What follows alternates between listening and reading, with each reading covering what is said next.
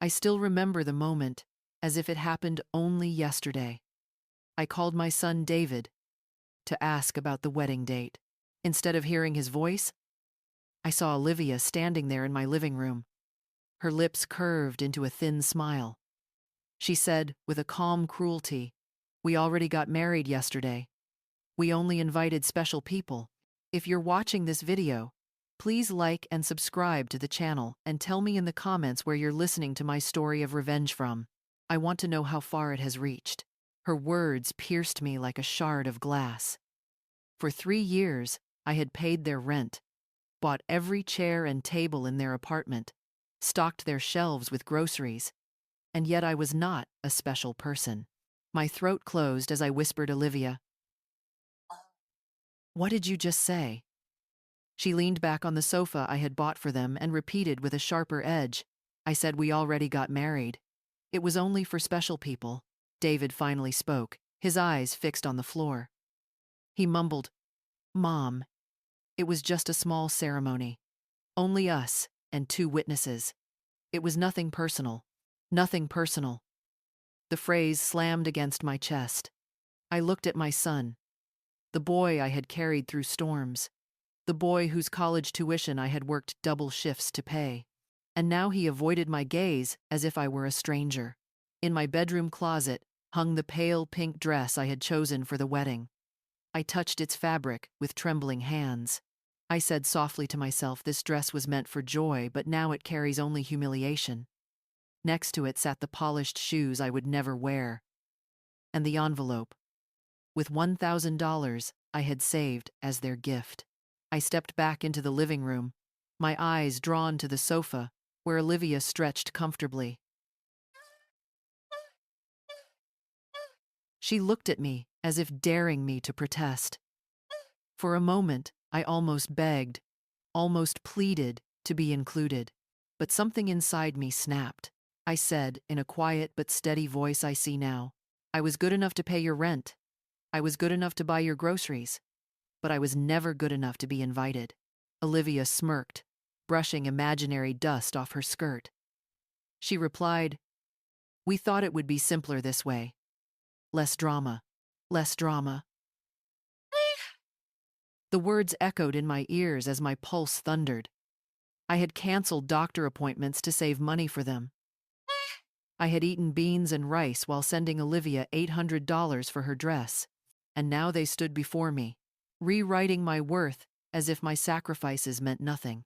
I pressed my palm against the wooden frame of the closet door, feeling the grain of the wood ground me. I said to myself, "You are not just a bank account. You are not invisible." That night, I sat alone at the kitchen table, the same table where I had once counted bills to cover their debts. The hum of the refrigerator filled the silence. But in that silence, something inside me shifted. Humiliation gave way to anger, and anger hardened into resolve. My story, I realized, would no longer be about exclusion. It would be about what I would do next. When I closed my eyes that night, memories flooded back like a river breaking its banks.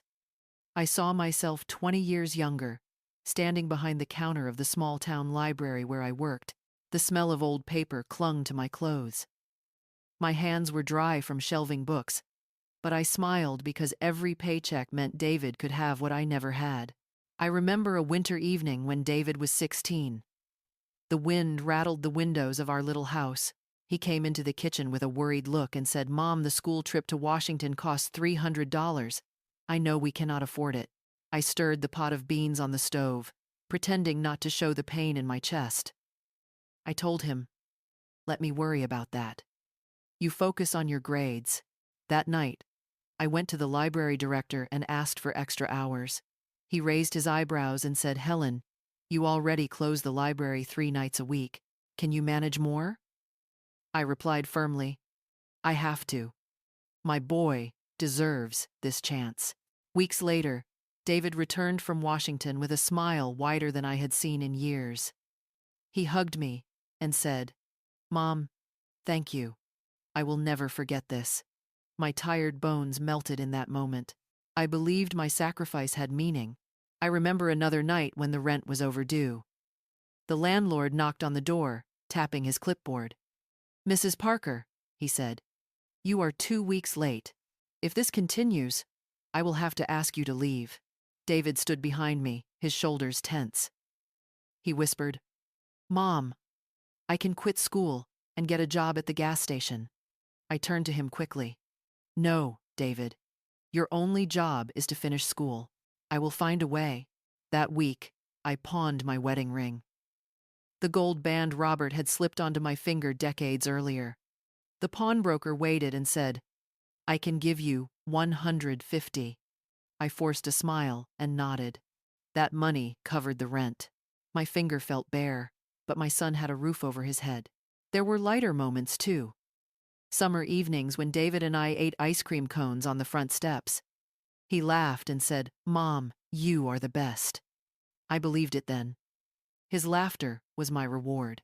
But sacrifice became a habit, almost an addiction.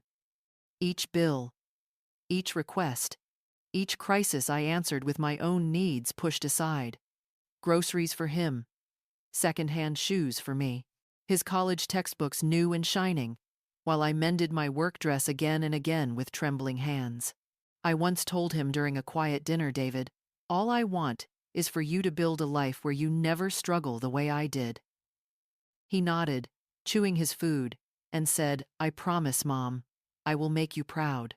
As I sat at the kitchen table years later, those promises echoed inside me. I had given and given, until my own soul felt hollow, and now that hollow space was filling with a new truth. My sacrifices had not bought love. They had bought silence. The first time Olivia asked me for money, her voice was coated with sugar. She came into my kitchen carrying a basket of laundry I had folded for them, and said, "Auntie Helen, I hate to bother you, but my car needs new tires. It will cost $400. David's check does not come until next week. Could you help us? Just this once." I looked at her, standing in my kitchen as if it belonged to her.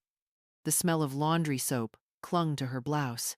I told myself she was young, maybe nervous about asking. I said softly, "All right, Olivia. I will write a check. Just make sure the car is safe for David." Her smile widened instantly. "Thank you, Auntie. You are like a second mother to me. A second mother." The words felt warm in the moment, but later that night as I balanced my checkbook, I noticed the gap where my grocery money should have been. I ate canned soup for the rest of the week. Not long after, another request arrived. Olivia called on the phone. Her tone was light, playful. She said, "Helen, the landlord is raising the rent. Could you add an extra $100 each month? Just until David gets a raise?" I hesitated. My hand gripped the receiver tightly. "David, are you there?" I asked. His voice came faintly in the background, tired and hurried. "Mom, it's fine.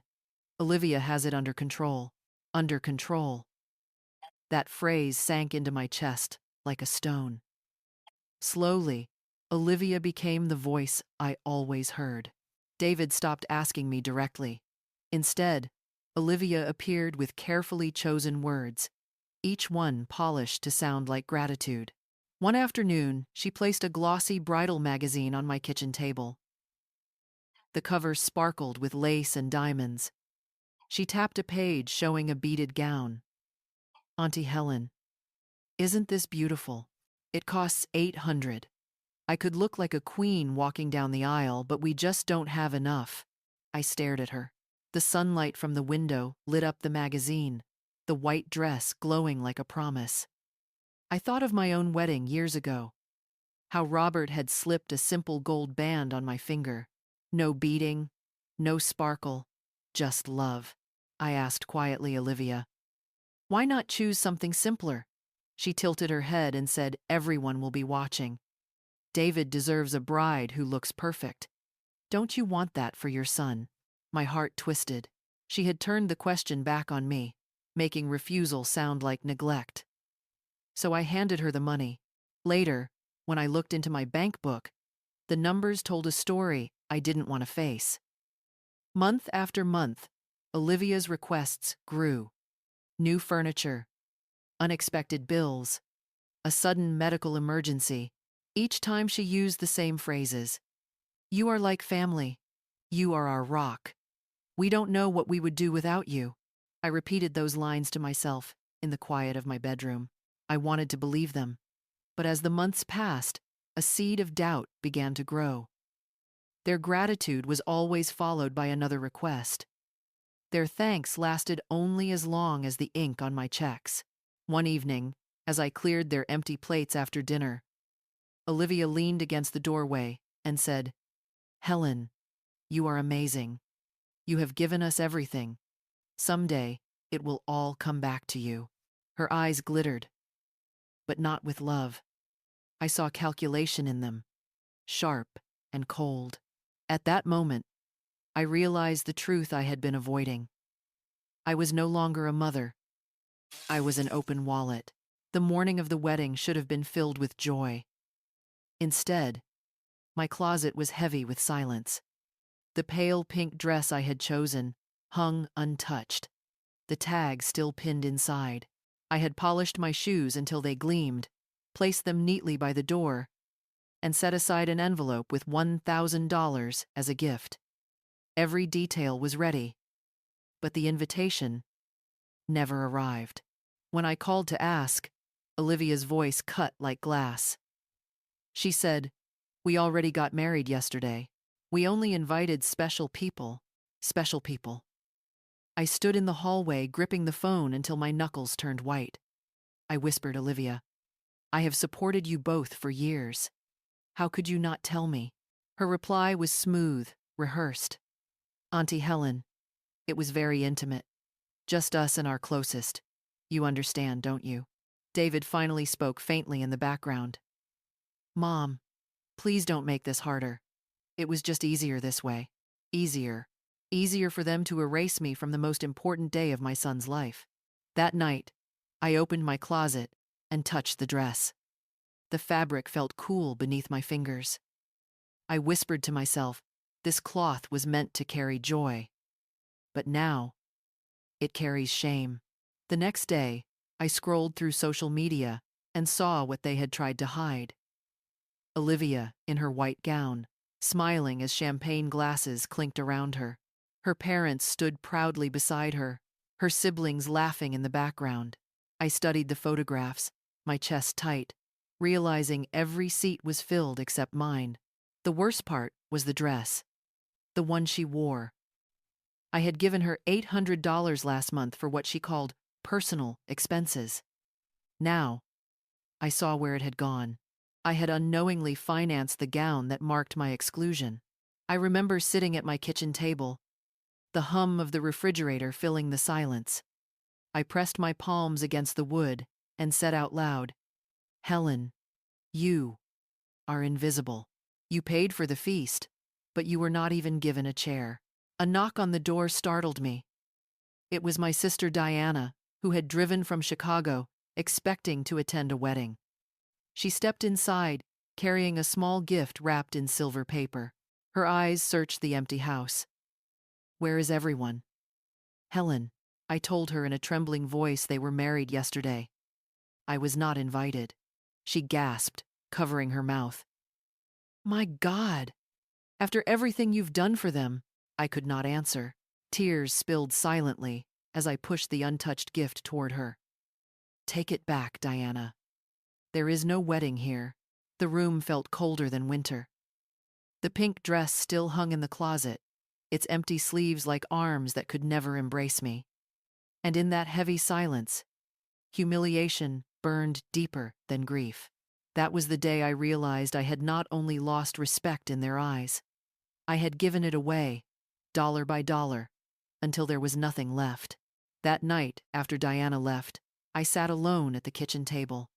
The envelope with $1,000 still lay unopened in the drawer. The pink dress still hung in the closet, mocking me.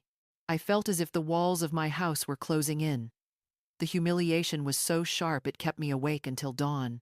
When the first rays of light crept through the curtains, I pulled out my checkbook, bank statements, and a pile of old receipts.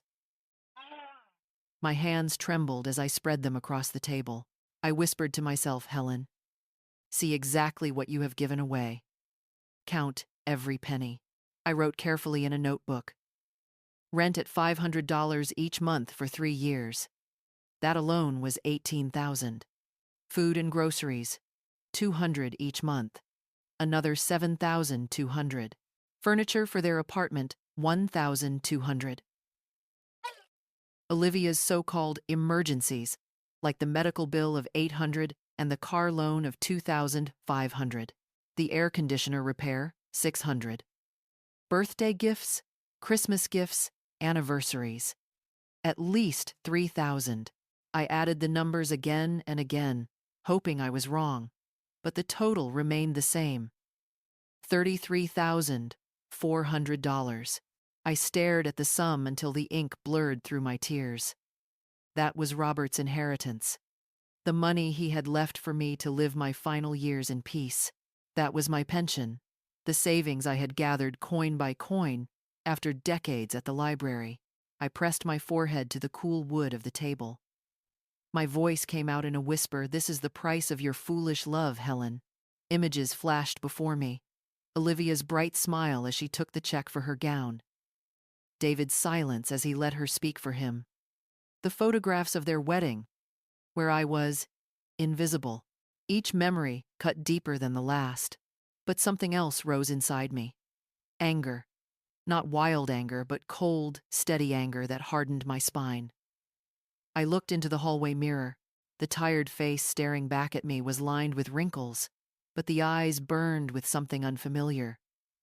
Determination. I said to the reflection, you are not a servant. You are not an ATM. You are Helen Parker. The sound of my own voice startled me. For years I had whispered excuses, begged for scraps of gratitude. Now the words rang clear, almost like a vow. I folded the bank statements and placed them back in the drawer. My hands no longer trembled. For the first time in years, I was not thinking about their needs. I was thinking about my own survival. That morning, I brewed coffee and sat at the table without rushing to call David or Olivia. I sipped slowly, savoring the quiet. The dress in the closet no longer mocked me. It reminded me of what I would never allow again. The awakening was not gentle. It was forged in betrayal, but it was real. And it marked the beginning of a new chapter, one where my dignity mattered more than their demands. A week after the humiliation, the phone rang. I saw Olivia's name on the screen. For years, that name had meant another request, another sacrifice. My first instinct was to let it ring. But something in me whispered, pick it up. Face her. Her voice came fast, almost trembling. Auntie Helen, the rent is overdue. The landlord says if we do not pay this week, we will be out on the street. You forgot to transfer the money. I held the receiver tightly, my pulse steady. For so long I had rushed to the bank, skipped my own meals, even pawned my wedding ring to make sure David and Olivia had a roof over their heads. But now I felt none of that urgency. I answered calmly. Olivia, didn't I warn you that I only help special people? Silence crackled through the line. I could hear her breathing quicken. She stammered, what do you mean? We are your family. You have always helped us. I straightened in my chair. No, Olivia. For 3 years I gave you rent money, food, furniture, even your wedding gown. And in return, you shut me out of the most important day of my son's life. From now on, I will not fund your life. Her tone sharpened. David will not understand this. He needs you, I said firmly. David is 35 years old. He does not need his mother's pension. He needs his own backbone. She tried again, her voice dripping with false sweetness. Auntie, you are like a second mother to me. Please, just this one last time. I closed my eyes and saw the dress in my closet, the photographs on social media, the $33,400 I had spent. I replied, you lost the right to call me mother when you told me I was not special. The silence that followed was heavier than any insult. I could almost feel her shock traveling through the line. Finally, she whispered, "You will regret this." And then the call ended. I set the phone down slowly. For the first time in years, my hand did not shake after a conversation with her. The kitchen felt brighter, as if the morning sun had broken through clouds I had carried on my shoulders. Later that afternoon, David called. His voice was tense. "Mom, Olivia says you refused to pay the rent. What is happening?" I answered with calm clarity. "What is happening, David, is that you and your wife are adults. It is time you take care of yourselves." He tried to protest, but I cut him off. "No more transfers. No more excuses. I have done enough." He was silent, and in that silence, I felt a strange power returning to me. It was not cruelty. It was survival. That evening, I brewed coffee and sat at the same table where I had once counted dollars for their needs. This time, the money stayed in my account. The coffee tasted richer than ever. It was my first act of defiance, my first step toward reclaiming dignity. And though small, it felt like a revolution. It was a gray afternoon when the knock came at my door. I wiped my hands on a dish towel and opened it, expecting a neighbor. Instead, David stood there with Olivia at his side, both dressed far too formally for a casual visit. Behind them was a man in a gray suit carrying a leather briefcase. David's smile was strained. "Mom, we need to talk." I stepped aside slowly. The three of them entered my living room, a space I had kept tidy and warm for decades. The man in the suit sat at my dining table without asking. He opened his briefcase, spreading out papers as if my home were his office. Olivia's voice was syrupy but sharp. "Auntie Helen, we are worried about you. You have been making strange choices lately. Strange choices." I crossed my arms.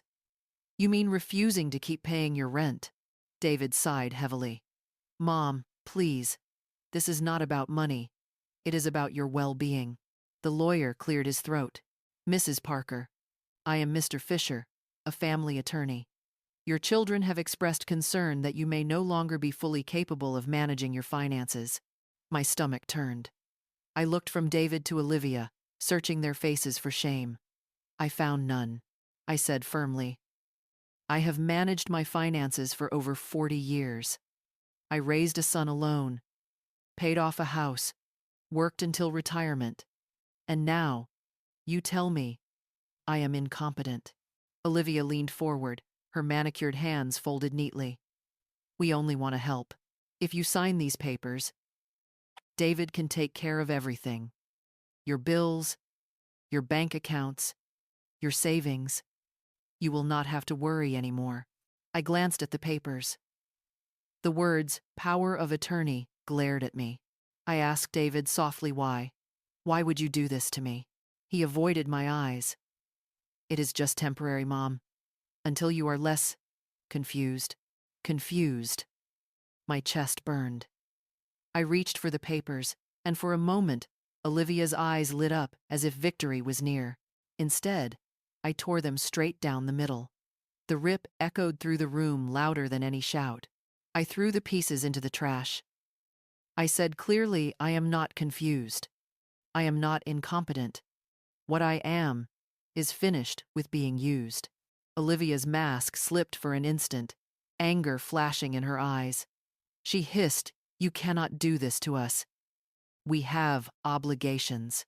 I raised my voice. "Your obligations are not mine. Not anymore." The lawyer gathered his briefcase quickly, flustered. David stood frozen, torn between anger and shame. Finally, he muttered, "We only wanted to help." I opened the door wide. "Then help yourselves. Out." They hesitated, but the steel in my eyes left no room for argument. One by one, they walked out. The door closed behind them with a thud that shook the silence. I leaned against the wood, my chest heaving. For the first time, I had faced them head-on and refused. The fear was still there, but beneath it ran something stronger: freedom. The morning after their visit, I woke with a knot in my stomach. The torn papers in the trash were proof enough they would not stop easily. If they could bring a lawyer into my house once, they could do it again. I brewed coffee and sat at the kitchen table, staring at the steam rising from the cup. For years, this table had been the place where I counted bills for David, where I planned birthdays for Olivia, where I cried quietly so no one would see. But now, it became my war room. I picked up the phone and dialed Mr. Whitman, a lawyer I had known years ago when I managed Robert's estate. His calm, steady voice came through the line. "Mrs. Parker, I remember you well. Tell me, what is happening?" I poured it all out: the secret wedding, the $33,000 spent, the lawyer in my house, the demand to sign away my control. He listened without interruption. And when I finished, he said firmly, "Helen, this is elder financial abuse. You are not alone. Come to my office. We will protect you." Relief swept over me like a tide. For the first time, someone called it by its name: abuse. Later that afternoon, I walked to Eleanor Brooks's house, my neighbor with kind eyes and a quiet strength. She invited me in with a smile. I told her everything, my voice shaking at first but steadying as the story spilled out. When I finished, Eleanor clasped my hands. "Helen, I went through the same thing with my daughter. They try to twist love into chains, but you can break them. You are stronger than you think." Her words warmed me more than the tea she served. I realized I had something David and Olivia could never understand: an ally who cared for me, not my money. That night, as I locked my doors, I felt something shift inside me. Fear was still there, but it no longer ruled me. I had a lawyer on my side. I had a neighbor who believed in me. And most of all, I had myself finally awake, finally ready. The battle was only beginning, but I no longer stood alone. 3 weeks later, the summons arrived. David and Olivia had filed a petition in family court, asking that I be declared incompetent and placed under David's guardianship. My hands trembled as I read the words, but then I folded the paper and set it down. This was the war Mr. Whitman had warned me about. On the day of the hearing, I wore my best black suit. As I looked into the mirror, I whispered, "Helen, you are not here to beg. You are here to fight." The courtroom smelled of polished wood and cold marble. David sat at one table in a crisp suit, Olivia beside him in black, as though she were mourning. Their lawyer, the same Mr. Fisher, shuffled papers with practiced confidence. The judge entered, and the hearing began. Fisher spoke first, painting me as a confused old woman manipulated by outsiders. He said I had cut off support without reason, isolated myself, and installed unnecessary security out of paranoia. His words twisted my awakening into sickness. Then Olivia took the stand. She cried as she said, "Auntie Helen has always been like a mother to me. But lately, she has changed. She told the court I was hostile, unstable, and unsafe on my own. Lies, polished like silver." When it was my turn, Mr. Whitman guided me gently. I told my story with steady voice, the $33,400 given, the humiliation of being excluded from the wedding, the lawyer in my dining room, the demand for my signature. I said I stopped supporting them because I finally understood they wanted my money, not me. Whitman produced receipts, bank transfers, and statements from Eleanor and my new friends, each one confirming my clarity. Dr. Moore, the psychiatrist, testified that my mental state was excellent. Even Mr. Green, the pharmacist, admitted he had been tricked into signing a misleading paper. When I finished, the courtroom was silent. The judge leaned forward, his expression thoughtful. He said clearly, "Mrs. Parker is fully competent. The petition is denied." Olivia gasped. David's face turned pale, and Fisher quickly packed his briefcase. I walked out of that courtroom taller than I had in years. My freedom was intact. My dignity was intact. And their plan had failed. The evening after the verdict, I sat alone in my living room. For once, the silence did not weigh on me. It felt clean, like fresh air after a storm. I brewed a cup of tea, carried it to the porch, and watched the sun dip below the horizon. For the first time in years, I felt no need to check my phone. No dread of another demand from David or Olivia. Eleanor came over carrying a small casserole dish. She smiled warmly. "You did it, Helen. You stood up to them." I set the tea aside and hugged her. I whispered, "I never could have done it without your friendship." Later that week, I met with Mr. Whitman again. He advised me to change the locks permanently, open new accounts, and update my will. His words were practical, but beneath them lay something deeper: respect. He saw me not as a helpless old woman, but as a capable client reclaiming control. I followed his advice. I also treated myself to something small yet symbolic: a new set of paintbrushes. For years, I had put aside my love of painting because money and time were always drained away for others. Now, I set up a small easel by the window, and with every stroke of color, I felt life flowing back into me. Weeks passed. News reached me that David and Olivia had moved into a smaller apartment. Olivia had taken her first real job. David was struggling, learning to stand without the crutch of my money. I did not rejoice in their hardship, but I also felt no guilt. For once, their lives were theirs to manage. One evening, as I walked through the park, a thought came to me, clear as glass. Love is not proven by how much you pay. It is proven by respect, by presence, by care. What I had bought with $33,000 was not love, but illusion. I lifted my face toward the sky and whispered, "Robert, I am free now." The wind stirred the trees as if answering. From that day forward, I chose myself first. I traveled, I painted, I laughed with new friends. And each morning, when I looked in the mirror, I no longer saw a woman defeated. I saw Helen Parker, whole and unbroken. And that is the lesson I carry. True love cannot be bought. Respect cannot be forced. And dignity, once reclaimed, must never again be surrendered. If this story touched you, please like and subscribe, and share in the comments where you are listening from. I would love to know how far my story has reached. I still remember the moment as if it happened only yesterday. I called my son David to ask about the wedding date. Instead of hearing his voice, I saw Olivia standing there in my living room. Her lips curved into a thin smile.